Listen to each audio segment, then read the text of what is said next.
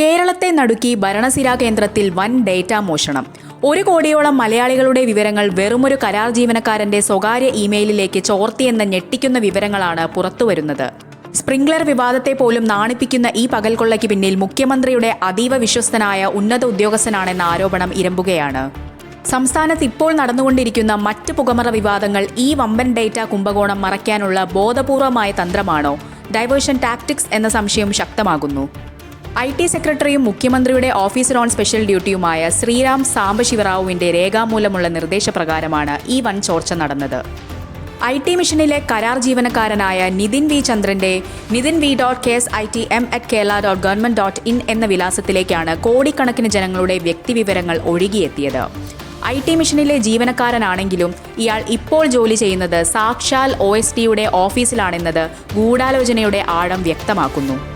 മനോരമയാണ് ഈ വിവരങ്ങൾ റിപ്പോർട്ട് ചെയ്യുന്നത്.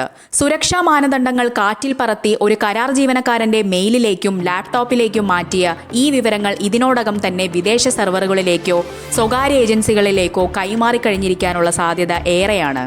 62 ലക്ഷം ക്ഷേമ പെൻഷൻകാർ, 5.42 ലക്ഷം സർക്കാർ ജീവനക്കാർ, 10 ലക്ഷം സ്ത്രീ സുരക്ഷാ പെൻഷൻകാർ, ഉദ്യം പോർട്ടലിൽ രജിസ്റ്റർ ചെയ്തവർ, കോൾ സെന്ററുകളിൽ വിളിച്ചവർ തുടങ്ങി 1 കോടിയോളം വരുന്ന സാധാരണക്കാരുടെ വിവരങ്ങളാണ് ഒറ്റയടിക്ക് കൈമാറിയത്. പബ്ലിക് റിലേഷൻ വകുപ്പ് വഴി ചെയ്യേണ്ട സർക്കാർ പ്രചാരണത്തിന് എന്തിന് ഒരു കരാർ ജീവനക്കാരനെ ഇടനിലക്കാരനാക്കി എന്നതാണ് ദുരൂഹം. പെൻഷൻകാർക്ക് മുഖ്യമന്ത്രിയുടെ സന്ദേശം അയച്ചതിന് പിന്നിൽ നടന്നത് വൻ ഡേറ്റ കച്ചവടമാണോ എന്ന് പ്രതിപക്ഷം ചോദിക്കുന്നു. ചില സത്യസന്ധരായ ഉദ്യോഗസ്ഥരുടെ ജാഗ്രതയാണ് ഈ കൊള്ളയുടെ പൂർണ്ണരൂപം പുറത്തെത്തിച്ചത്.